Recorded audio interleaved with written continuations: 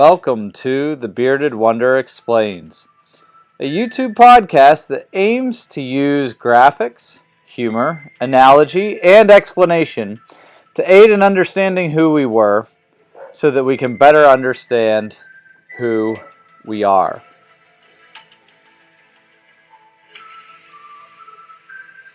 And today on The Bearded Wonder Explains, we're going to discuss the scientific implications of aliens. I promise there's a little bit of a history connection here, so just bear with me. Scientific implications of aliens. So, the first thing that we need to do if we're going to try to scientifically discuss whether aliens exist or not is to address a few issues that I think are relevant to this conversation. For the purposes of this discussion, the first is that we're going to assume that aliens are humanoid. In other words, that they evolved or however they came into being in a way that was similar to human beings. They are, in other words, what Star Trek would refer to as humanoid. It means that they have a civilization, and that civilization is more advanced than humans. And what that really means for all intents and purposes is that they are likely to be older as a species. In other words, they've been around for a longer time. Now, whether you think that they were created, whether you think that they evolved from single-celled organisms or whatever, the likelihood, at least if we had to put our money on something, is that aliens are likely to be older as a civilized race than humans for them to have achieved a higher degree of technological sophistication. And so one of the questions that we need to ask if we're going to evaluate the scientific implications of aliens and whether they exist or not is how long it would take E.T. to phone home. And some of you are probably a little too young to even understand that reference. But in other words, how long would it take for any extraterrestrial to get to Earth? And we basically have to assume a couple of things here for now. We're going to assume that they don't have some kind of alternative mode of transportation that allows them to break the speed of light. Now, that may turn out to be false, but at least as humans, we're not aware of any. We're not even aware that it's possible. We certainly don't see anything going faster than the speed of light, and so we have to assume that E equals mc squared, at least if it's not around some kind of black hole, it is going to govern their ability to move within the universe that we live in. And what that means is that even if they were traveling at the speed of light, it would take ET 4.2 light years to get to Earth from what is the nearest, what we call Goldilocks planet. In other words, there are only certain planets in the universe that could even sustain life. They're close enough to their stars to have heat that is sufficient for life to exist, but also not so far away. Or not so close that they burn up and that everything is kind of baked in the oven of the planet's atmosphere. And so we call those Goldilocks planets. And there are only so many of them. Odds are that most planets are actually not. And so a minority of planets within the universe are Goldilocks planets, the closest one being 4.2 light years away.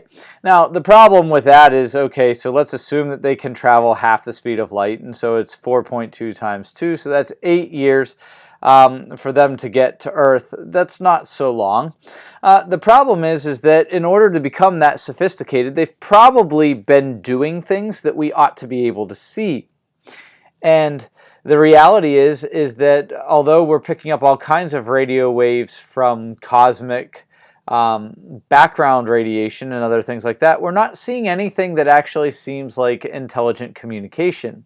And so this gives rise to what we often refer to as the Fermi Paradox. And so basically, we can infer that they're not 4.2 light years away, that they're way further away from us than that.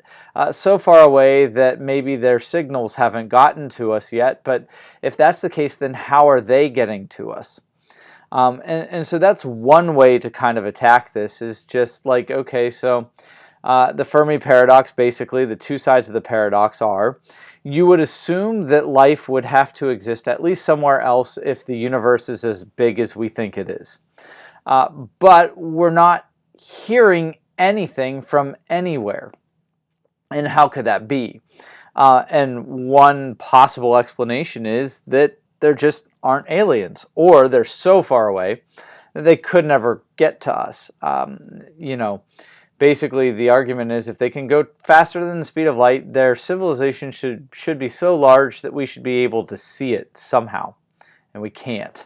And so since the universe is so unbelievably massive, one conclusion might be that they're just too far away for us to ever interact with them, which means that whatever's going on the planet isn't aliens. It's something else.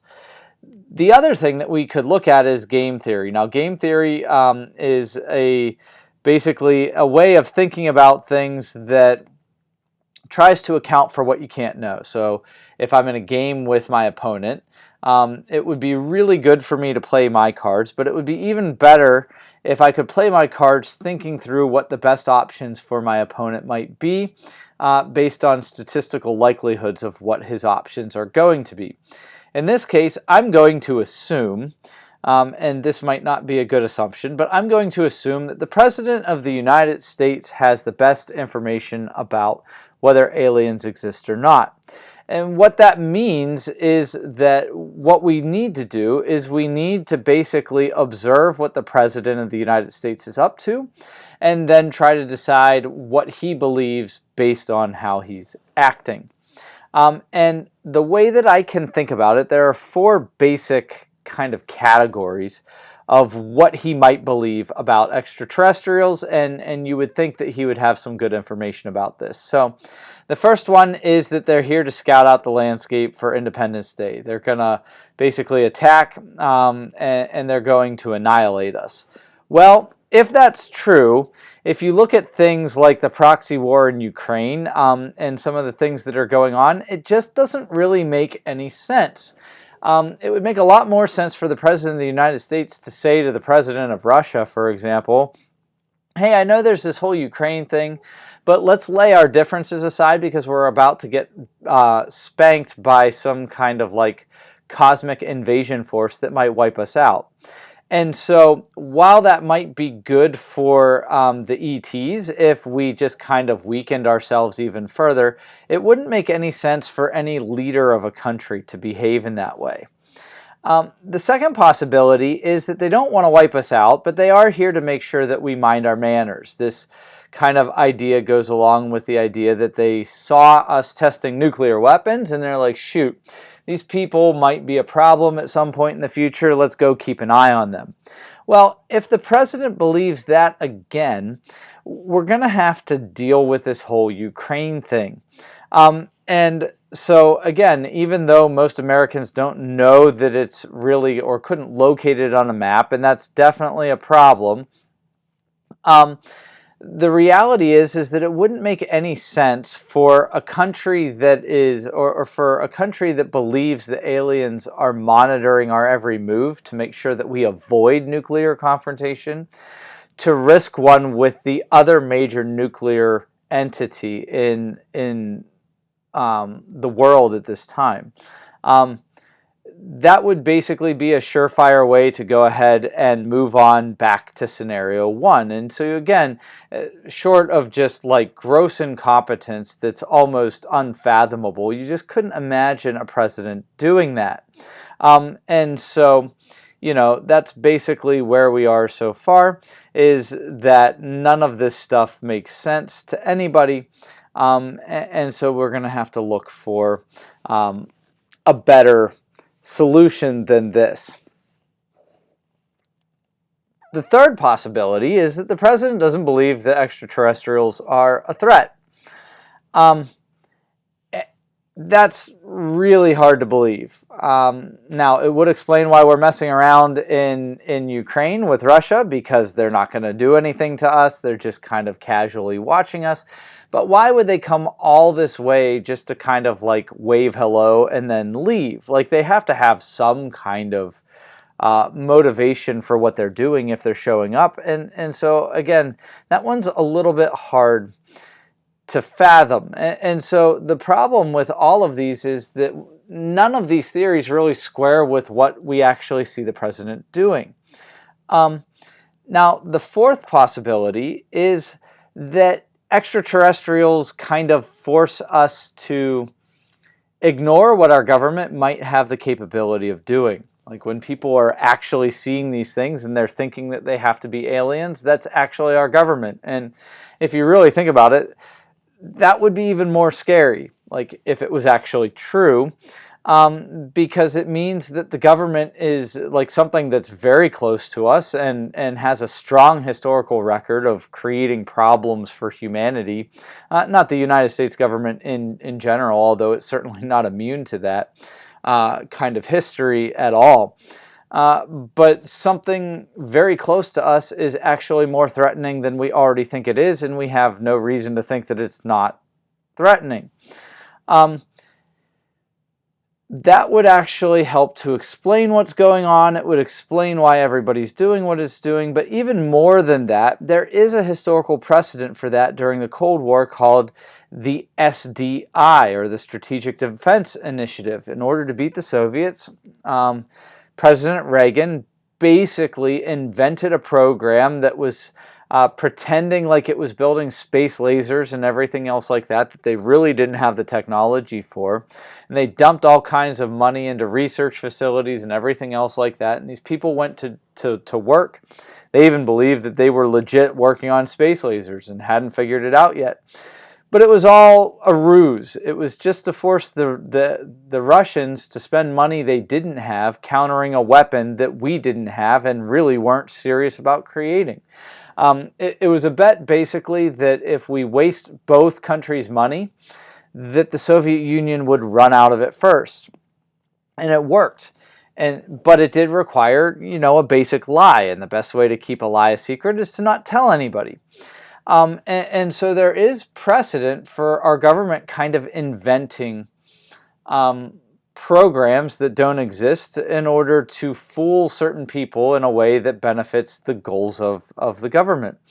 And so if we look at this a different way, aside from the Fermi Paradox and the scientific kind of ideas about aliens, we can also look at game theory and say, well, what does it make, which of these ideas makes the most sense about what we see the president and the government of the United States doing?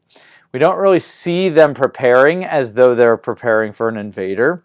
We certainly don't see ourselves on our best behavior. If this is us on our best behavior, we're in trouble. It just doesn't make any sense to think that our government thinks that they would be harmless. Any civilization capable of getting here from far away in deep space has to be at least some kind of threat to us.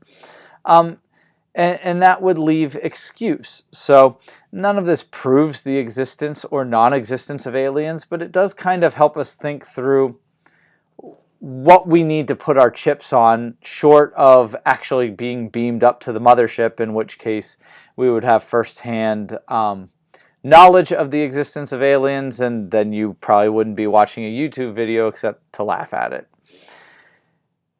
That's it for today. I hope you have a great day.